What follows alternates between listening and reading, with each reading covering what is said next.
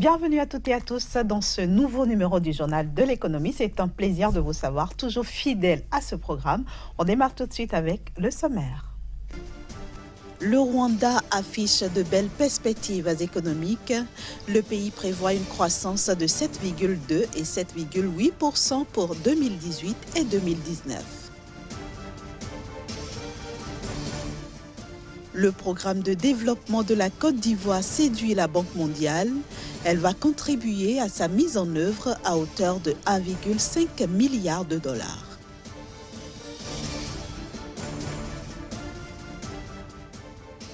Enfin, la Banque agricole du Faso verra bientôt le jour avec un capital initial de 14,27 milliards de francs CFA. L'économie rwandaise devrait donc enregistrer une croissance de 7,2% en 2018 et 7,8% en 2019. C'est en tout cas ce que soutiennent les autorités du pays.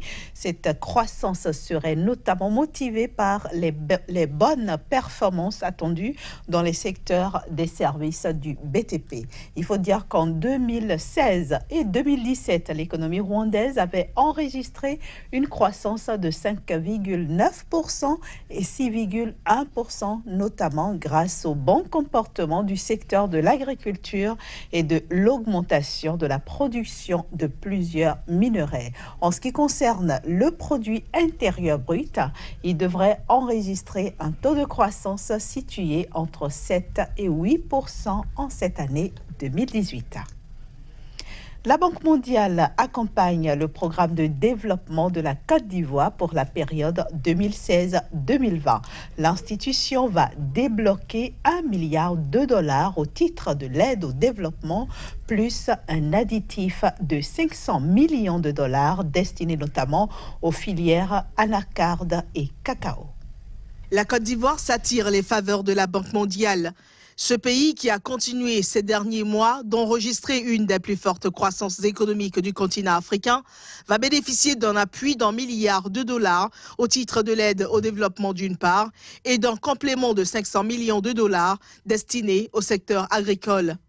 Ces montants sont débloqués en soutien au programme de développement ivoirien qui vise à transformer la Côte d'Ivoire en une économie à revenus intermédiaires d'ici à 2020 et réduire fortement le taux de pauvreté. Plusieurs facteurs ont motivé ce financement de la Banque mondiale, notamment la mise au vert des indicateurs macroéconomiques, le maintien de la stabilité politique, la mise en œuvre des réformes promises.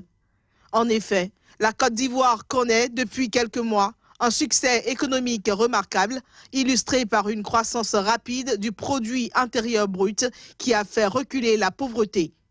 En dehors de l'aide au développement, le nouveau financement de la Banque mondiale va permettre au pays de bénéficier pour sa filière anacarde d'un projet estimé à 200 millions de dollars et pour la filière cacao d'un projet estimé à 300 millions de dollars. Disposera bientôt d'une banque agricole dotée d'un capital de 14,27 milliards de francs CFA. Elle aura pour objectif global de contribuer au développement de l'agriculture et de l'élevage dans le pays. Dans cet élan, la future banque agricole du Faso va s'atteler entre autres au financement de l'achat des intrants agricoles par les producteurs, à la mobilisation de l'épargne en milieu rural ainsi qu'au renforcement du soutien financier au secteur agricole qui ne bénéficie, il faut le souligner, que de 3% des créances du système bancaire. Cette banque est détenue par 13 organisations agricoles, 3 sociétés étatiques, 8 sociétés privées et 110 personnes physiques.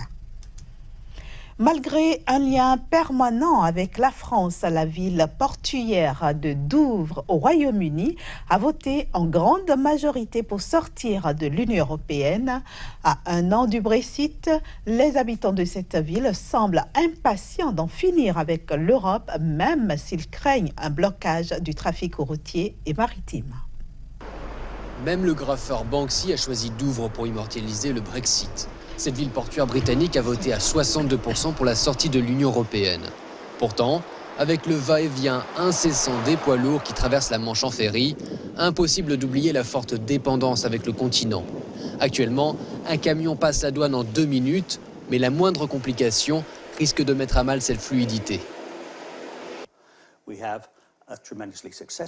Notre port connaît un énorme succès. 1,25 million de camions passent chaque année par Douvres. À moins d'avoir un accès illimité dans les deux sens, nous allons nous retrouver avec des embouteillages jusqu'à Maidstone, à travers le Kent et le nord de la France. Ce scénario catastrophe n'effraie pas pour autant les partisans du Brexit. À moins qu'ils ne puissent changer la réglementation douanière, je pense qu'il y aura des embouteillages pendant un certain temps, mais toutes ces choses seront résolues au final. Une vision qui ne réussit pas à rassurer ceux qui auraient préféré rester dans l'Union européenne. J'ai l'impression que ce qui a motivé beaucoup de gens, c'est l'immigration, puisqu'on est près du port. Ils pensaient que comme ça, les migrants ne seraient pas autorisés à entrer et donc que ça leur donnerait plus de possibilités d'emploi. Mais ça n'a pas changé, personne ne voit de changement. Il y a 25 ans pourtant, la ville avait célébré l'entrée dans le marché unique. Cet ancien agent des douanes se rappelle de cette nuit de 1993. Je me souviens, j'étais là à minuit et juste après, les premiers chauffeurs de camions sont passés sur le premier ferry.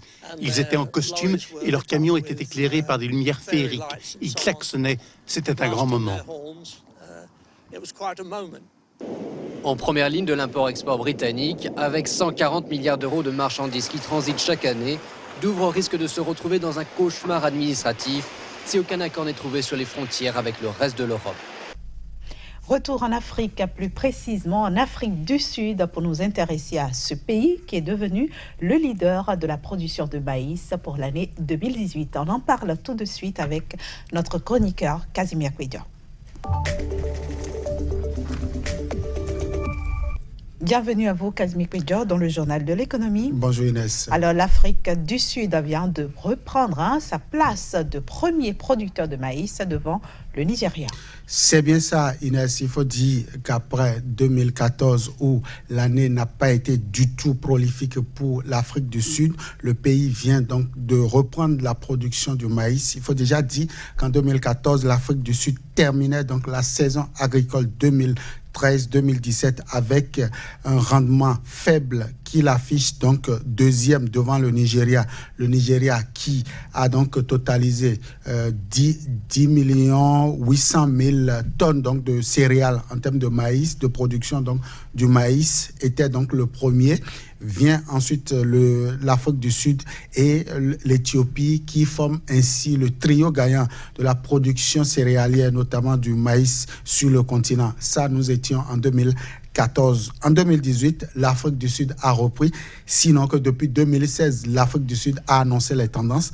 En 2018, l'Afrique du Sud a confirmé sa belle performance avec 12,490 millions donc de tonnes en termes de production annuelle. En tout cas, c'est les résultats issus donc des traitements bruts donc de l'Institut de la statistique du pays qui affiche donc ces résultats bruts pour le compte donc du mois de mars. En fin mars, on verra bien si les 12 millions seront confirmés ou s'il y aura il y aura quelques milliers encore de tonnes qui viendront s'ajouter donc à ces statistiques. En tout cas, pour l'heure, l'Afrique du Sud a affiché 12,490 millions de tonnes en termes donc de production pour cette année 2017-2018. Alors, Casimir Kouidia, malgré tout ce que vous venez de décrire, on remarque cependant que la production du maïs a chuté de 33% en Afrique du Sud. Pareil aussi pour les autres pays producteurs. C'est bien ça, Inès. Il faut déjà dire que selon donc les statistiques, la même statistique l'année dernière,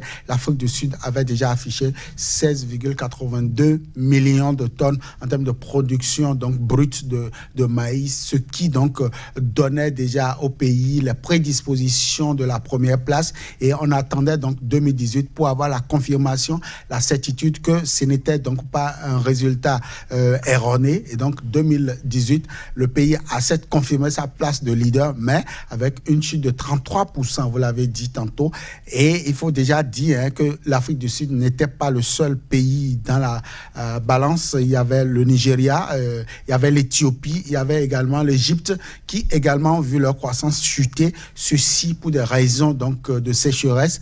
Il faut déjà dire que ces pays, enfin l'Afrique tout entière traversée donc par la sécheresse, par les effets donc du réchauffement climatique, ce qui ne favorise pas la bonne production sur le continent. Et donc pour le compte de l'année 2018, c'est-à-dire la campagne, la saison pluvieuse 2017-2018, les pluies n'ont pas été du tout favorables pour l'agriculture au niveau de ces pays-là.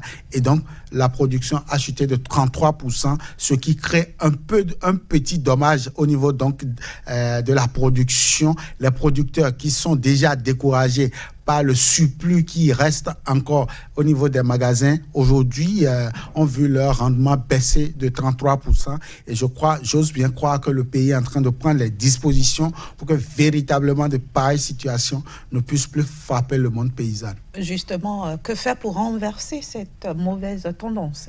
Alors déjà, au niveau du gouvernement, c'est-à-dire au niveau de l'État central, des dispositions étaient déjà prises pour voir dans quelle mesure le pays pourra donc accompagner les producteurs en termes donc d'irrigation, en termes de moyens modernes pour lutter contre le réchauffement climatique. Et donc, l'État sud-africain est en train donc de mettre des pieds et des mains pour véritablement accompagner le monde paysan pour que véritablement on puisse assister à une reprise donc de la production céréalière. Il faut déjà dire qu'en 2017, avec donc la chute du brut du pétrole, certains pays comme l'Afrique du Sud ont pris l'entière résolution donc d'accompagner donc le monde de la production agricole, notamment au niveau de certaines spéculations qui marchent déjà pour le pays. Et le maïs fait partie donc des spéculations qui doivent bénéficier donc de l'assistance technique donc de l'État. Et donc il y a une cagnotte qui est en train d'être mobilisée pour accompagner. La Banque africaine de développement aussi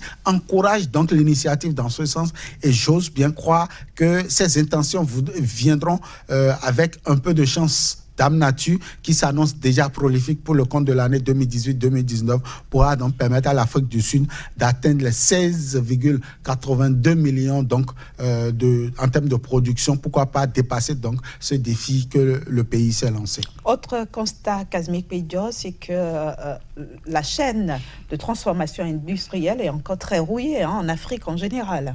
C'est bien ça, Inès. Il faut dire que c'est le problème récurrent du moins sur le continent. La transformation donc des matières premières reste encore un problème au niveau donc de nos économies. Les pays n'arrivent toujours pas à concilier donc la production agricole et la transformation, l'agrobusiness. Et l'Afrique du Sud n'a pas dérobé à la tradition. L'Afrique du Sud continue donc par exporter le brut donc de maïs vers donc les pays asiatiques, vers l'Occident, vers les États-Unis. Et donc le problème reste en entier, même si quelques 65% donc de la production nationale sont transformés sur place au niveau donc de certaines localités du pays. La quasi-totalité de l'industrie aujourd'hui reste rouillée, comme vous l'avez dit. Il va falloir trouver le mécanisme. L'autre chose aussi, c'est la transformation, c'est les dérivés donc du maïs. Il va falloir aujourd'hui réfléchir, que les universitaires réfléchissent pour trouver le mécanisme pour permettre aujourd'hui de transformer le maïs en des produits finis pour que véritablement cela puisse être vendu dans les supermarchés. Ça reste un défi entier au niveau du pays. Et je crois que le nouveau gouvernement installé pourra relever ce défi, parce que si les autres ont travaillé pour la production, pour une bonne production, le défi actuel, le défi de la génération actuelle sera de transformer donc cette production pour véritablement ajouter de la valeur à la production pour que l'économie puisse mieux se porter. En tout cas, ce n'est pas les moyens qui manquent dans un pays comme l'Afrique du Sud, et véritablement, les scientifiques pourront donc sortir ces défis-là de leur laboratoire. Alors finalement, Kazmik Pidjo, quel avenir pour cette filière-là en Afrique du Sud ?